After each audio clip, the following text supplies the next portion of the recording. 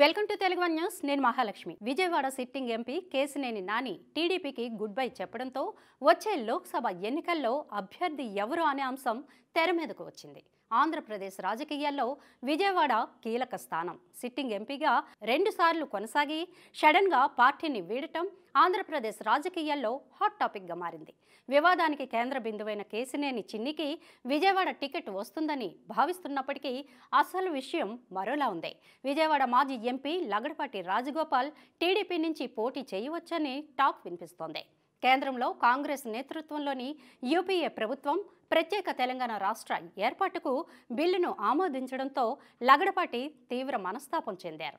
సమైక్య రాష్ట్రం కోసం తీవ్రంగా శ్రమించినప్పటికీ కాంగ్రెస్ పార్టీ తీసుకున్న నిర్ణయంతో లగడపాటి రాజగోపాల్ రాజకీయాలను త్యజించే స్థాయికి నిర్ణయాన్ని తీసుకున్నారు. ఇక 10 ఏళ్ల పాటు ఆయన ఆంధ్రప్రదేశ్ రాజకీయాలకు దూరంగా ఉంటూ వస్తున్నారు. అయితే ఆంధ్రప్రదేశ్లో కాంగ్రెస్ పార్టీ ఉనికి కోల్పోయింది.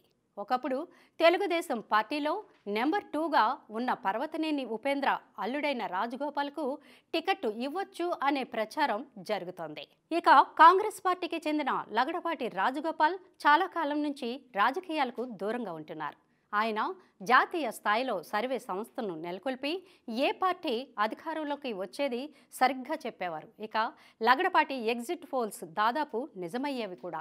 లగడపాటి సర్వే సంస్థ దేశవ్యాప్తంగా పేరు ప్రఖ్యాతులు సంపాదించినప్పటికీ 2019 ఎన్నికల సమయంలో రివర్స్ కావడంతో చేసేదేమీ లేక మెన్నుకుండిపోయారు.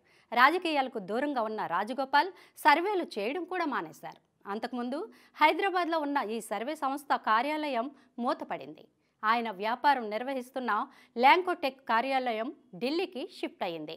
ప్రత్యేక తెలంగాణ రాష్ట్ర ఏర్పాటుకు వ్యతిరేకి అయిన లగడపాటి కార్యాలయాల మీద తెలంగాణ ఉద్యమకారులు తరచూ దాడులు చేయడంతో ఇక్కడి నుంచి మారాల్సి వచ్చింది. ఇక విజయవాడ పార్లమెంటు నియోజకవర్గంలో లగడపాటి రాజగోపాల్కు గట్టి పట్టు ఉంది. 1984లో పర్వతనేని ఉపేంద్ర టీడీపీ నుంచి రాజ్యసభ సభ్యులుగా ఎన్నికయ్యారు.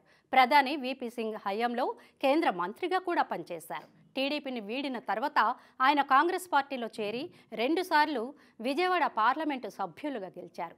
ఉపేంద్ర కూతుర్ను వివాహం చేసుకున్న లగడపాటి మామ వారసత్వంగా కాంగ్రెస్లో చేరారు. ఇక విజయవాడ ఎంపీగా గెలిచిన లగడపాటికి గట్టి పట్టు ఉంది. భౌగోళికంగానే కాకుండా విజయవాడ ప్రజలతో మంచి సంబంధాలు కూడా ఉన్నాయి. ఈ కారణంగా ఆయనకు టీడీపీ టికెట్ ఇవ్వచ్చు అని పరిశీలకులు అభిప్రాయపడుతున్నారు.